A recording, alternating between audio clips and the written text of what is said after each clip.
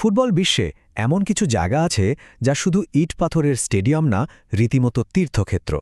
আর FC বার্সেলোনার ঘরের মাঠ ক্যাম্প নিউ ঠিক তেমনই এক জায়গা। কিন্তু কেন? কি এমন আছে এই মাঠে যে একে শুধু একটা খেলার জায়গা না বলে একটা ক্লাবের জীবন্ত আত্মা বলা হয়? চলুন আজ এই ব্যাপারটায় একটু তলিয়ে দেখা যাক। এই একটা কথাই কিন্তু পুরো ব্যাপারটার সারমর্ম বলে দেয়। ক্যাম্প ন্যু আর এর মিউজিয়াম এগুলো আসলে শুধু ট্রফি বা স্মৃতির সংগ্রহশালা নয়, এটা হলো ক্লাবের একেবারে হৃদয়ের গভীরে একটা সফর, যা তাদের সে বিখ্যাত মূলমন্ত্র মেস কিউন ক্লাব বা একটি ক্লাবের চেয়েও বেশি কিছু, এই দর্শনটাকে জীবন্ত করে তোলে। তো চলুন গল্পটা একদম শুরু থেকে শুরু করা যাক। এফসি বার্সেলোনার ঘরের মাঠের ইতিহাসটা দেখলেই বোঝা যায় যে এই ক্লাবের শেকড় ঠিক কতটা গভীরে ছড়ানো।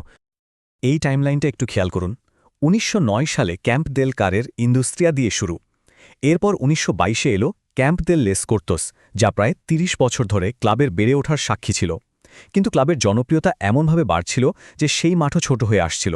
ভক্তদের ভালোবাসার সেই ক্রমবর্ধমান চাপ থেকেই জন্ম নেয় আজকের এই বিশাল ফুটবল মহাযজ্ঞ ক্যাম্প ন্যু। ১,২০,০০০ সংখ্যাটা একবার কল্পনা করে দেখুন তো। ১৯৮৬ সালে জুভেন্টাসের বিপক্ষে একটি ইউরোপিয়ান কাপ ম্যাচে এই অবিশ্বাস্য সংখ্যক মানুষ একসাথে গর্জে উঠেছিল। এই একটা সংখ্যাই ক্যাম্প নিউয়ের আবেগ আর বিশালতার সত্যিকারের প্রমাণ দেয়। এটা শুধু একটা স্টেডিয়াম নয়, এটা যেন মানুষের এক উত্তাল সমুদ্র। এবার চলুন মিউজিয়ামের সেই অংশে যাওয়া যাক যেখানে পা রাখলে চোখ ধাঁধিয়ে যায়। ক্লাবের অর্জনের এমন ঝলমলে প্রদর্শনী আর কোথাও মিলবে বলে মনে হয় না। এটা তাদের গৌরবের এক জীবন্ত আর্কাইভ। এখানে সারি সারি সাজানো প্রত্যেকটা ট্রফি যেন একটা মহাকাব্য। স্পেনের সেরা, ইউরোপের সেরা থেকে শুরু করে বিশ্ব সেরার খেতাব কি নেই এখানে। এটা শুধু একটা কাঁচের শোকেস নয়, এটা বার্সেলোনার ফুটবল দর্শনের শ্রেষ্ঠত্বের প্রমাণ, তাদের একছত্র আধিপত্যের এক জীবন্ত দলিল। আর এই যে ৫টি চ্যাম্পিয়ন্স লিগ ট্রফি, এগুলো তো স্রেফ ৫টা কাপ নয়, এগুলো ৫টি ভিন্ন ভিন্ন স্বর্ণালী অধ্যায়ের প্রতীক। ৯২-এর ইয়োহান ক্রুইফের সেই বিখ্যাত ড্রিম টিম, ২০০৬-এর রোনাল্ডিনিওর পায়ের জাদুতে মোহিত বিশ্ব, পেপ গার্দিওলার অপ্রতিরোধ্য বার্সার ২০০৯ আর ২০১১-র রাজত্ব, আর সবশেষে ২০১৫-র বিজয়। প্রত্যেকটা ট্রফি একটা কিংবদন্তি তুল্য যুগের গল্প বলে। দলীয় সাফল্যের পর এবার গল্পটা সেই সব মহানায়কদের, যাদের ফুটবলীয় শিল্পকলা বার্সেলোনাকে আজকের এই পরিচয়ে পৌঁছে দিয়েছে। এই নামগুলো একবার দেখুন। এরা শুধু খেলোয়াড় নন, এরা একজন শিল্পী, একজন জাদুকর। ক্রুইফ থেকে শুরু করে ম্যারাডোনা, রোনালদিনো, জাভি ইনিয়েস্তা জুটি, আর সবশেষে অবশ্যই লিওনেল মেসি পর্যন্ত, এই কিংবদন্তিদের ধারাবাহিকতাই বার্সেলোনার ফুটবলকে একটা শিল্পে পরিণত করেছে। এদের মধ্যে ইয়োহান ক্রুইফ ছিলেন একজন স্থপতি। তিনি শুধু খেলোয়াড় বা কোচ ছিলেন না, তিনি বার্সেলোনাকে একটা আস্ত ফুটবল দর্শন উপহার দিয়েছিলেন। টোটাল ফুটবল মানে হল মাঠের প্রত্যেক খেলোয়াড়ই আক্রমণ করতে পারে, আবার রক্ষণেও অংশ নিতে পারে। ফুটবলের এক বুদ্ধিদীপ্ত আর শৈল্পিক রূপ, যা আজও বার্সার ডিএনএর অংশ হয়ে আছে। ৮ ভাবা যায় লিওনেল মেসির জেতা ৮টা ব্যালন ডিওর, এই অবিশ্বাস্য অর্জনগুলো এখন মিউজিয়ামের সবচেয়ে বড় আকর্ষণগুলোর একটা। এটা শুধু একটা রেকর্ড নয়, এটা একটা যুগের প্রতীক, যেখানে এক অসামান্য প্রতিভা আর দলীয় সাফল্য মিলেমিশে একাকার হয়ে গিয়েছিল। এতক্ষণ যা কিছু নিয়ে কথা বললাম তার সবকিছুই কিন্তু এসে একটা বিন্দুতে মিলে যায়।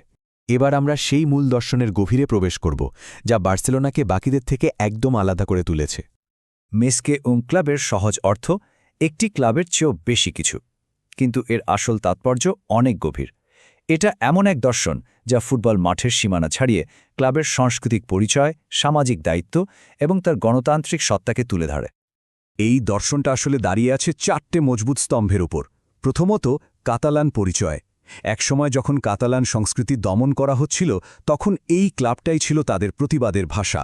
দ্বিতীয়ত, সামাজিক দায়বদ্ধতা, যার সবচেয়ে বড় উদাহরণ হল জার্সিতে ইউনিসেফের লোগো পরা। তৃতীয় স্তম্ভটা তো আরও ইন্টারেস্টিং, এর গণতান্ত্রিক কাঠামো। ক্লাবের মালিক কোনো ধনী ব্যবসায়ী নন, বরং এর হাজার হাজার সমর্থক, যাদের সোসিওস বলা হয়। আর চতুর্থত, লামাসিয়া একাডেমির মাধ্যমে সুন্দর ফুটবল খেলা এবং নিজেদের প্রতিভা তৈরি করার প্রতিজ্ঞা।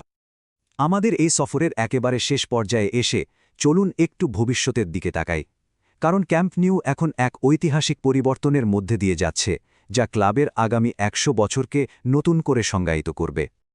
এই তুলনাটা একবার দেখুন।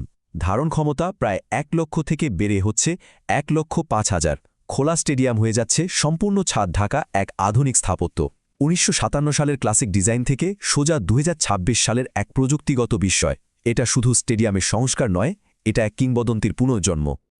শেষ পর্যন্ত প্রশ্নটা এখানেই এসে থামে, কিভাবে একটা ক্লাব তার এমন স্বর্ণালী অতীতকে সম্মান জানিয়ে ভবিষ্যতের জন্য এত বড় একটা পদক্ষেপ নিতে পারে? ঐতিহ্য আর আধুনিকতার এই মেলবন্ধনই হয়তো বার্সেলোনাকে সত্যি একটি ক্লাবের চেয়েও বেশি কিছু করে তুলেছে, আর ক্যাম্প ন্যুয়ের এই নতুন রূপান্তর সেই প্রশ্নেরই উত্তর হয়ে থাকবে।